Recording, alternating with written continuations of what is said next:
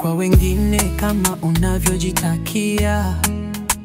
Huu ndio ufunguo wa sheria na manabii. Msaada kwa jirani hata kama ni mgeni. Kwa kila uso wa binadamu sura ya Yahweh yupo safi. Penda kama Mashia alivyopenda bila kikomo. Nenda kwa mkono wa kumuokoa yule aliye chini. Si ukanda, si rangi, wala si ukoo wa mwanzo. Upendo wa Yahweh ni mwingi, hauna mwisho. Jirani yangu ni nani?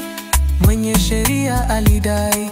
Yashua kamwambia hadithi, Samaria mwenye huruma.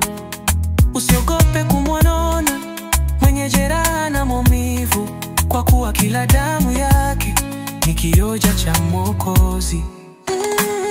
Jirani yangu ni nani? Mwenye sheria alidai.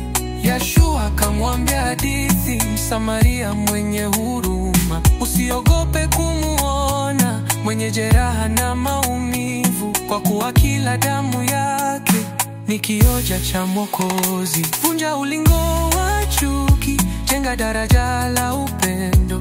Mimi na wewe ni ndugu kwa ile damu ya msalaba. Iliyeumia njiani ni ndugu yako wa kweli.